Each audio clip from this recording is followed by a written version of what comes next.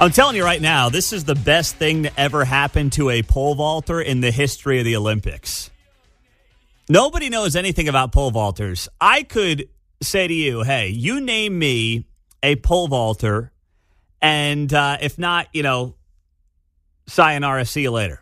And you couldn't do it. If your life was on the line, you could not name a pole vaulter.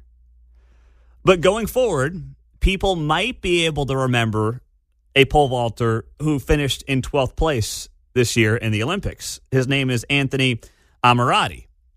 You may have seen this viral story from over the weekend. He's a pole vaulter for Team France, and he went viral after his third leg knocked down his crossbar as he was trying to clear for the pole vault in the Olympics. His body cleared it. His third leg did not clear. John. Will never happen to Dylan Mulvaney.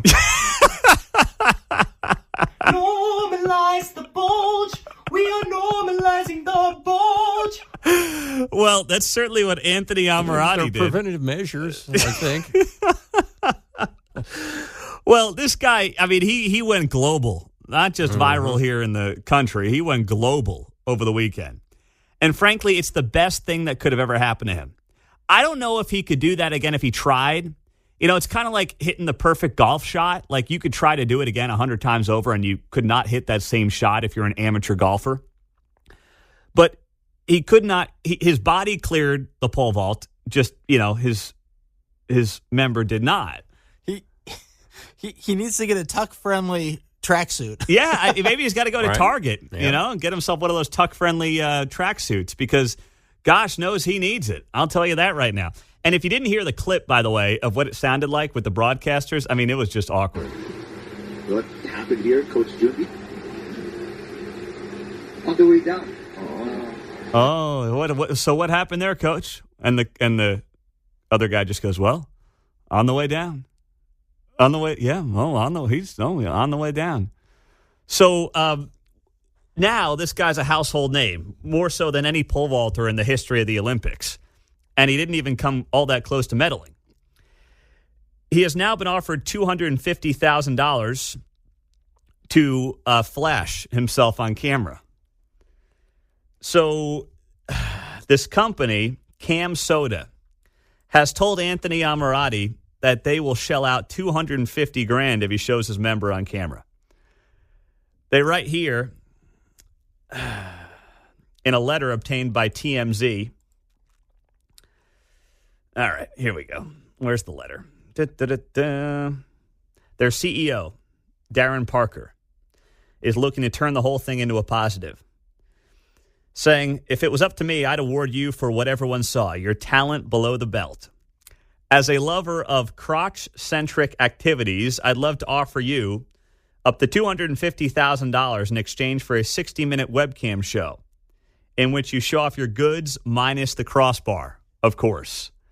So this company has tried to, gain attention by offering people who go viral for things like this a lot of money. It's not going to happen, but it's now an offer on the table. He's now being talked about on TMZ.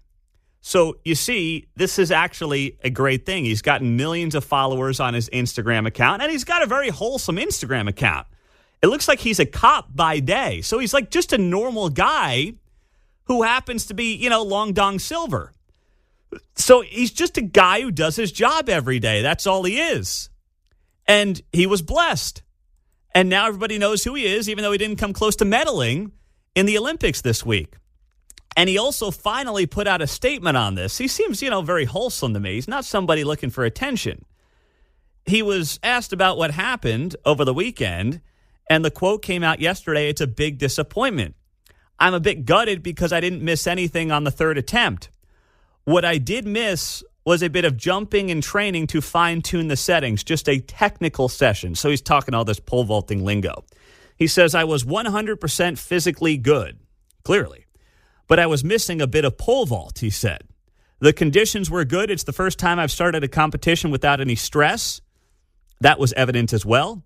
"As I was a total outsider, I only had one goal, to interact with the audience. I was almost there." Well, I would say he interacted with the audience just fine. far as I could tell. The audience loves him now. Looks like his nickname is the Pole. Is that right? That's right. That's oh, man. That's a great nickname right there. I love that. Oh, that's absolutely outstanding. Well, good for him. And I was watching, I've been very into the Olympics because 3 years ago was such a bust. It was Tokyo. Everyone's wearing their masks. It's a year late. I don't remember caring all that much. But I've been watching a lot of the Olympics. And, last couple of nights have been very good. Not so good for Team USA on some of the gymnastics. Simone Biles had a rough little showing here last night especially. But overall, it's been a very enjoyable Olympics. And then you get viral moments like this. It's like, you can't beat this. This is what it's all about at the Olympics. I love it. I'm a big fan. I don't want them to end. It's Friday, Saturday wraps up, and I don't want it to go anywhere. But you know what? It all has to end. Good things must end. And Anthony Ammirati is now a legend. And he will be the only pole vaulter that anybody will remember for years to come. And it's not because he medaled. It's not because he set some world record.